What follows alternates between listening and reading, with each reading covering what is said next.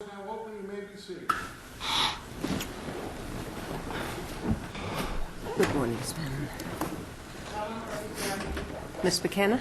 Good morning. If it please the Court, Gail McKenna for the Commonwealth. In this rape case, the Commonwealth seeks reversal of the judge's denial of its motion for orders seeking saliva samples from a defendant, her two underage victims, and the defendant's two children.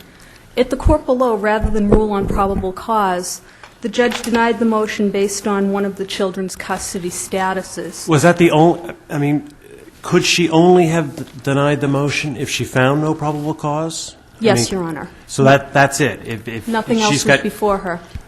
Okay, so it's not a discretionary decision. Once she finds probable cause, it's a done deal. Absolutely. And our review is what? Abuse of discretion, error of law? Error of law. Ms. McKenna, what if in allowing the motion, the result would be to show that the man who has been acting in every way as the father of one of the children is shown not to be the biological father? What about the impact that will potentially could have on the relationship between the child and the father? Well, the ramifications are of concern to us as well, Your Honor, which is why we've proposed a protective order in order to maintain the status of the child, to prevent the test results from being disclosed outside of the criminal case. That would leave the discretion with the probate court judge, who is in the best position to examine the custody issue. I take it, however, you can only, the protective order will only go so far, so that presumably if the DNA evidence is probative of guilt, it'll be introduced at trial, correct? Certainly, but the protective order that we propose would still prevent the test results from being used outside of the criminal case. And the fact of the matter is that the status of this child has always been, let's say, somewhat iffy. The father has acknowledged that it's probably not his child, or possibly not his child. The mother has said so repeatedly that it's not the father, Kevin Draheim's child, that it's actually, the child is actually the product of the rape. If the DNA... And she's made comments to other people. You have a lot of circumstantial evidence, so do you really need this last bit of evidence? We absolutely do. But wouldn't this be the conclusive? strongest. This would end the case, in effect. It would, in effect, end the case. It would be all but conclusive of the defendant's guilt. Well, what if it comes back the other way? Is it admissible? I'm not sure if it's admissible or not. I'm sure that the defendant would want it admitted to show that nothing happened and that all this is a he said, she said. So it does cut both ways.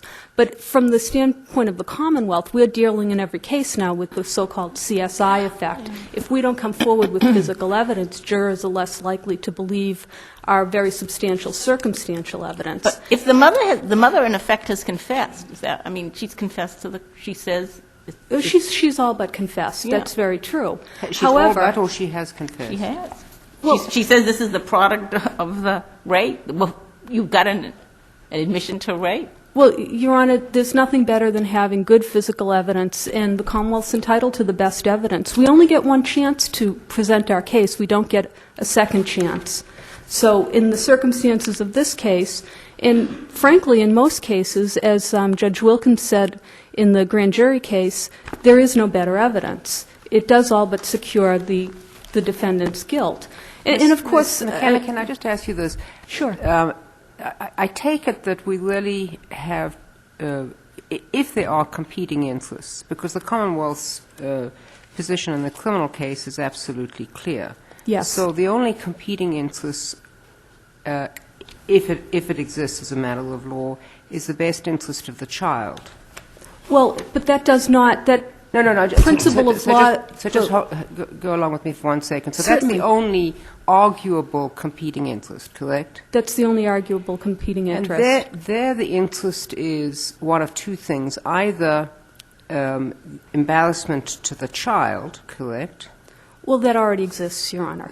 Correct. I mean, or interference with the relationship with her father, correct? And that also already exists, Your Honor. And I believe there's a statute, am I correct, that if you don't renounce paternity within 1 year of a child's birth, you are presumptively presumed to be the child's father in a marriage relationship? Well, I believe that's the 209C, Right. and this court's case, paternity of Cheryl, would also support the fact that once somebody is in a parental relationship... And I think we now have a statute, because in that case, the statute hadn't yet become effective, but my memory is that within a very short period, and I just didn't go back and check. I'm not entirely positive, Your Honor. I think as a statutory matter, you can't have a renunciation of parental responsibility based Well, on... and that makes good sense. Okay, We want so- children so to what be you're in saying secure is even if environments we- with families.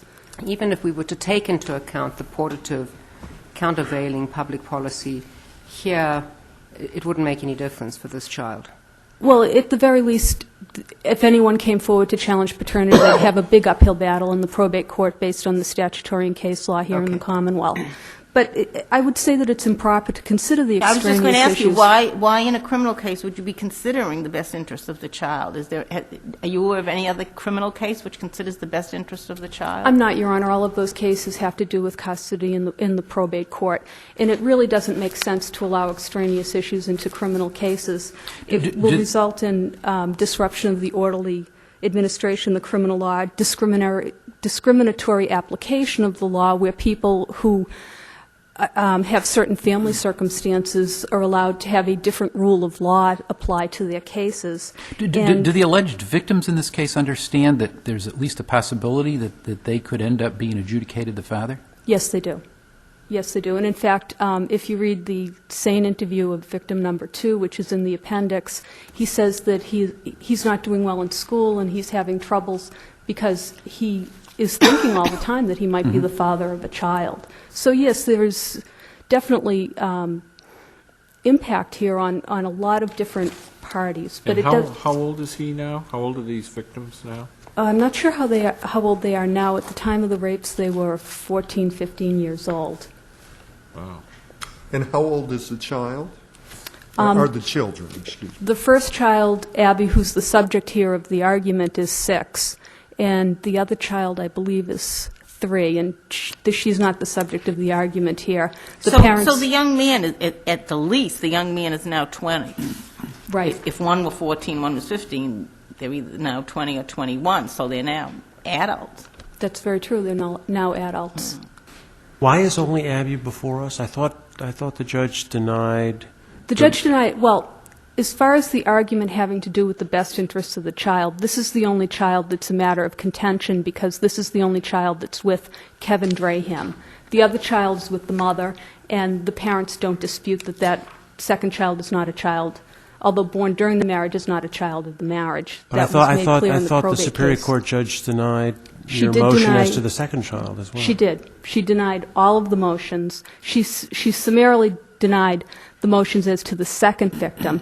As to the first victim, she made the findings on the record that this was an intact family and she wasn't going to disrupt the intact family. So are you Commonwealth- saying you didn't appeal the second?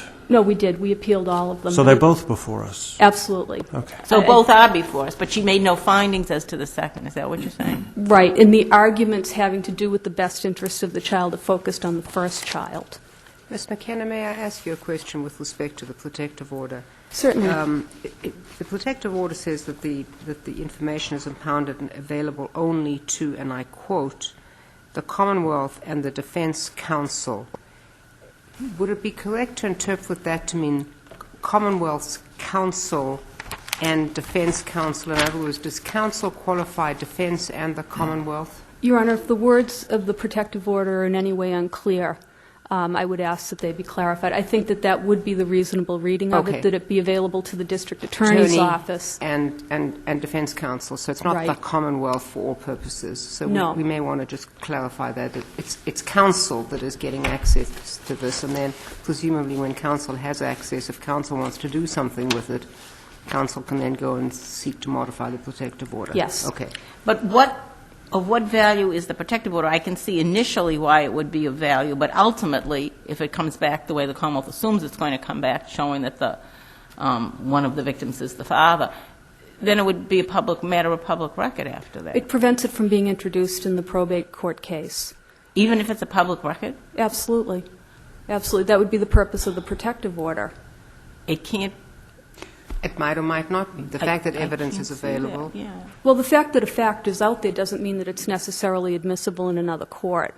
And Well, but what value, how is the protective order even existing, having any meaning if it's available only to the district attorney's office and the defense counsel, but then it's introduced at trial? Right. The protective order has been breached, broken, whatever you want to say, eviscerated. So then it doesn't, how can it still have effect in the probate court? It has no meaning anymore. I would disagree, Your Honor. I think that it does have effect in the probate court because the protective order would specifically say it can only be used in the criminal proceeding. Well, and I do need to back up a little bit here and say that... Before you go to that, what you do is you have a protective order. It goes only to counsel, defense counsel, Right. and counsel in the district attorney's office. Then if either party wants to do something else with it, it can do so. It can move to have it. I mean, there are a variety of circumstances admitted at the criminal trial. Maybe both parties will decide they don't want it admitted at the criminal trial because it may be, for example, regardless of the outcome, if the Commonwealth decides not to use it. Either, somebody might then move to have the protective order lifted for some other purpose. Who knows what the other purpose is? I don't But you know. would have to move to have the protective Correct. order lifted in order to use Correct. the information in probate court. And I Or do for need to any back other up pu- and or for say... any other purpose. The Any other Commonwealth purpose. is not required to propose a protective order in this case. We've done it because we do care deeply about what happens to all of the children in the case, the 2 rape victims, alleged rape victims, as well as the 2 products of this. And this was our solution that Well, we the rape came up with. victims are no longer children. I think that should be clear at this point. Well, that is clear, Your Honor, but still, their rights, their privacy rights, and so on. We're not required to propose a protective order. We've done that in this case because of the special circumstances. And the judge in this case was required to rule on probable cause. She had enough before her in order to rule on probable cause and declined to do so. That's the error of law that we're bringing to the attention of the court. The protective order is a side matter. May I ask you a question?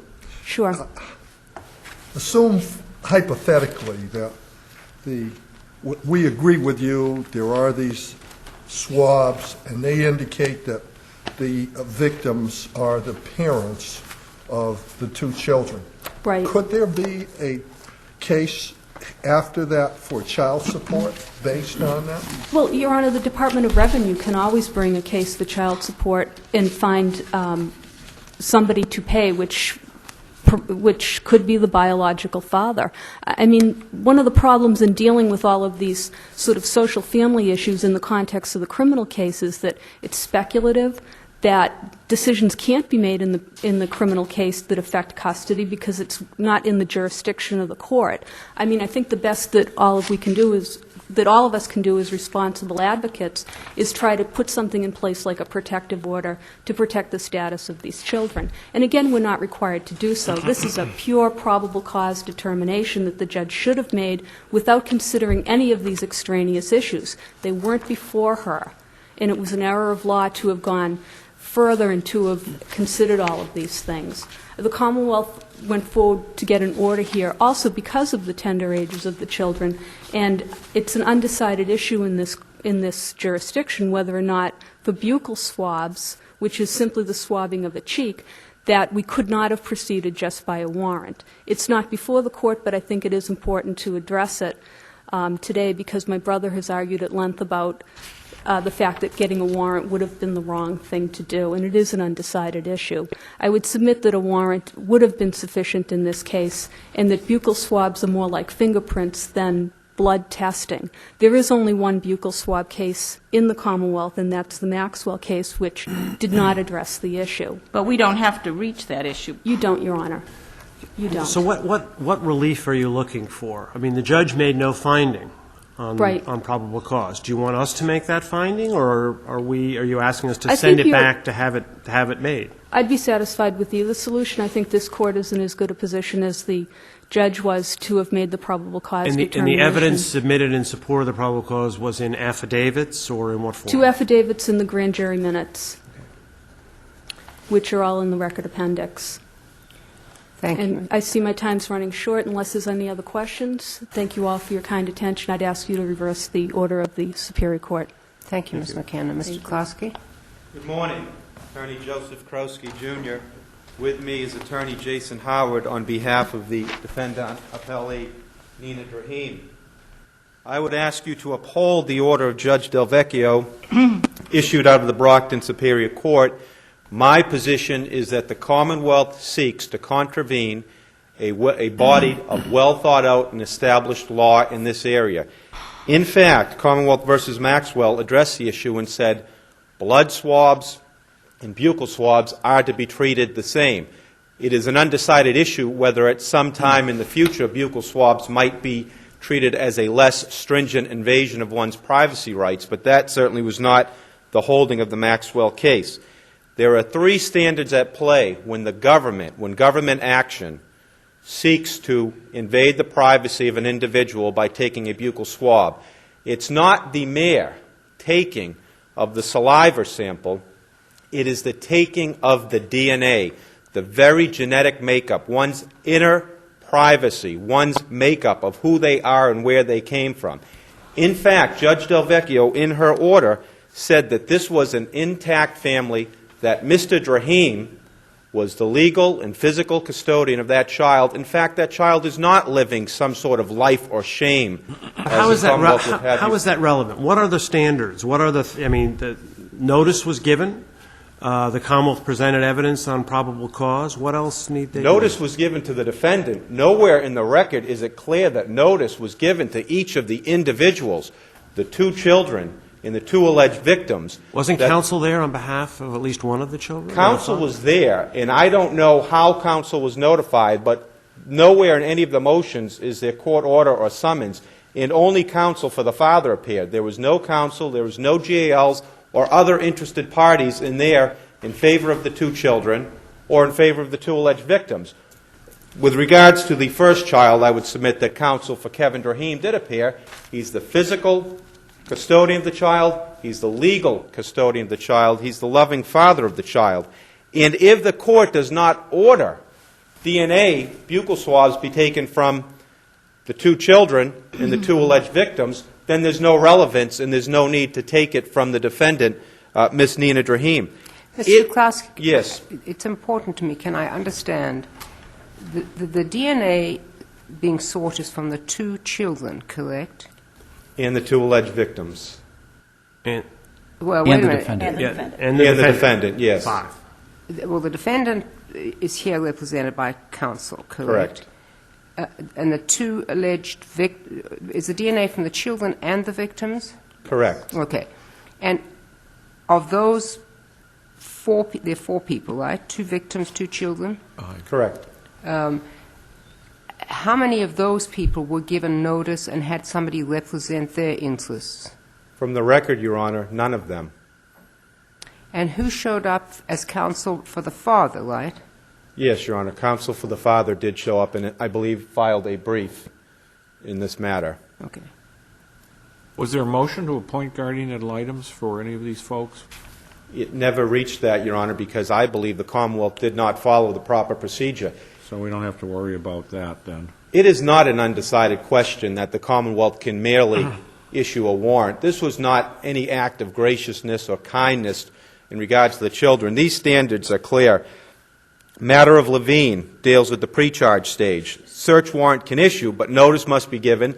The party must have an opportunity to be heard, and there must be probable cause. Well, they didn't go for a search warrant, so that doesn't apply. Or to any court order to take this type of DNA buccal swab. There is no case law in this Commonwealth, or in this country for that matter, that has ever upheld the force taking by government action of DNA swabs from individuals that are not charged with a crime, are not suspected of a crime, or not the target of an investigation. You can't deal with this as getting a search warrant for a residence. The only person actually before us who's objecting to it is the mother. The defendant. Correct. Yeah, I mean, where are the lawyers for all the other people? They're not here. They were not properly given notice. Oh, okay. But They did not appear at the hearing before Judge Del Vecchio. Now, Mr. Klosky, do we know that they were, somebody can be given notice and decide not to appear? Well, I think you could also look at it this way, Madam So Justice. all I want to find is, were they given, I'm talking about maybe the five the 5 people who are not the defendant. The defendant, for these purposes, I'm not interested in the defendant getting notice, because of course the defendant got notice. You're here representing the defendant. But the defendant's husband, the 2 alleged victims, and the defendant's 2 children, were those 5 people given notice? I don't mind whether they did or didn't come to the hearing, because people can be given notice and not decide they don't want to contest it. Were they summoned by court order? My belief is no. Is there anything They in don't the have to be record? summons. They just need notice Yeah. under your theory. And obviously, the father showed up, so he knew about it. Is there anything in the record that shows they knew, either by letter, by telephone call, by any other form of communication, that on whatever day it was going to be, the judge was going to take this up? Anything? Sorry to interrupt you, Your Honor. Well, The information I have, looking at the pleadings, looking at the discovery, looking at the motion, is no. Let me tell you why it's very important, because I'm not even sure that your client has standing to raise their concerns. Okay? In other words, if the Commonwealth wants to take a buccal swab from me and I consent, I have to have somebody now, maybe because it's a minor and the father is saying, you can't do this. Maybe the father has standing to assert the rights in that case, correct? But I've got at least one child here where there's no known father. And though it seems to me that those are the people who have standing. Now, you may have issues about, admission and evidence and so on and so forth, but, and of course, these are your client's children, so it's slightly complicated. But it seems to me that we have a very unclear record here as to who is asserting the rights. I mean, the invasion of privacy, one of the things that you quite appropriately point to, those are rights that belong to the people from whom the DNA is being sought. Well, I take it the father has legal custody of Abby, right? Correct, Your Honor. And the defendant has legal custody of the second child, right? Or is that Yes. changed? Yes, Your Honor. It's not And entirely, And they live all together now as an intact family. but it's not entirely clear to me, Mr. Klasky, that where there might be a potential conflict between the parent or the adult who has custody, we often appoint a GAL, even though you've got the legal guardian, you've got the parent standing in front of you. But here there was no conflict, right? Both the defendant and her former husband were opposing the testing as to Abby. Correct. Okay, so Abby's interests are being articulated by both parents. With one voice, Your Honor, With yes. one voice. And then with regard to the other child, there's no known father, and the mother was notified of and present at the hearing. It seems to me that And opposed. someone speaking for the children, we have that covered. Assuming that the children don't want to have the swabs taken. Yes, Your Honor. And the other question that's begged, if that these 2 alleged victims were either given notice or don't oppose it, why would the Commonwealth need a court order? If they are cooperating witnesses and alleged victims, why can't they voluntarily just submit to it? But that, with the I think, absence? comes back to the Chief's question about standing. Correct. How does your client have standing to assert the right of the alleged victims in this? It might very well be tenuous at best. Maybe it is derivative. Maybe it derives from the fact that if the Commonwealth did not follow the proper procedure to have testing done on the other 4 individuals, then there's absolutely no relevance to having testing done to Mr. Draheim because there's nothing to compare it to. But the Commonwealth takes action all the time without notifying the victims in cases. Are we going to start requiring the Commonwealth to notify the victims every time it moves to do something in a criminal case? No, but this is against the victim. When they seek to search those alleged victims and the 2 children by government action, I think it would fall with matter of grand jury investigation, Commonwealth versus Tregones, matter of Levine. It is a search. They have to have an opportunity to be heard in opposition. It is a body of well-established law. I don't think subject to any dispute on that matter. The Commonwealth, for one reason or another, did not choose to go that route. That's why there is perhaps a standing issue. But as far as the 2 children, the defendant still is the mother. And in the absence of a court finding that there are competing or conflicting interests and a GAL is necessary, this defendant is in a good position to make that call on behalf of her two children. And another issue that was raised, criminal cases do deal with the best interest of the child. There was a case decided out of this court in the Commonwealth versus Corby Atkinson. In that case, the defendant sought access to the children for a pretrial investigation, which comported with his right to due process. Without even asking the children, DSS, who at the time was the guardian of that child, stepped in and said, we're not going to give the defendant access to that child. The Commonwealth sought access to the child to show the child the courtroom and familiarize them with the criminal proceedings, and that access was granted. But the court stepped in and allowed that in denying the defendant Atkinson's appeal, saying that there are times when the best interest of the child is relevant, even in a criminal proceeding, and DSS, as the guardian of that child, was in a position to make the call for that child, not to involve that child in the pretrial investigation. But all that you're saying goes, and that we've been talking about, goes at most to the rights of the victims, so that if we adopt your argument, if we assume that you have standing to make the argument, all we would do is say that the judge erred as to your client, and the order must be allowed, assuming this probable cause, and it would go back for a hearing as to the victims. If this court right? finds there is a standing issue, I believe, yes, the two alleged victims and would have to have an opportunity to be heard in opposition to the court order. I see no affidavit submitted as part of the record that they voluntarily are willing to do this, or that they had notice of it and do not oppose it and do not object to it. There are a lot of loose facts tied together from different proceedings and probate proceedings and multiple levels of hearsay that are thrown into the record, but they're not part of the actual pleadings of the motion of the Commonwealth at the trial court that Judge Del Vecchio considered. Mr. Klaus, may I Yes, ask you Madam this? Justice. Let us assume, I'm not saying it happened, just let us assume that proper notice was given, that whichever parties were representing the victims or the children, if the victims were still minors, so that everybody got proper notice, and you have a conflict. Commonwealth says, I want the DNA evidence. The court has ruled not. In this case, even assuming that the court could take into account in a criminal proceeding, the mere fact that it's a criminal proceeding doesn't automatically give defense counsel access and the defendant or the Commonwealth access. How do we look to see what the best interests here are?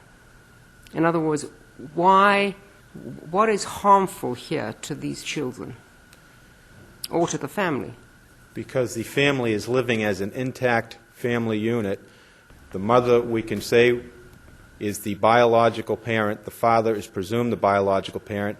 In fact, went through a lengthy probate proceeding to take legal and physical custody of that child. The ramifications of that test coming back in a way not favorable, or that the father is not the biological parent, are breathtaking. But I assume that the father, who I assume is a loving father, knows that there's a question of his paternity, and he, as far as I can determine from the record, says, I don't mind, this is my daughter, I'm going to love and care for this child, even though I may not be the father. If you have that kind of a very powerful, very embracing statement from a father to a child, what possible difference will it make to his relationship with her? Because it's a private relationship, and I might be going afield speaking for him, but he might have his own doubts internally, but I don't think he wants it a matter of public record, a matter of court record, a matter that is disseminated. Mr. Kowski, Yes. Is it correct, as I read in, I forget it was Commonwealth's brief or reply brief, that initially in the probate proceedings, your client was trying to get paternity testing done to demonstrate that the father was not the father? I did not represent her in the probate proceeding. I've read those records, and I know the probate judge said it would be not in the best interest of the child to have those tests done. But the probate judge was responding to a request, that was by Judge by Livingston, the wasn't defendant. it? It was Judge Livingston, wasn't it? Saying it was his request. Hers through counsel, and I can't speak to the strategy of counsel that represented her in a probate proceeding. If I could just leave, I see my time is up with the final thought, that a review of the case law suggests there has never been an endorsement or an allowance of the government to take a buccal swab or any type of DNA test from an individual that is not suspected of criminal wrongdoing themselves. And that follows a long litany of case law that has come out of this courthouse. I would ask you to uphold that body of law and deny the Commonwealth's petition. Thank you, Mr. Thank you. Petrowski.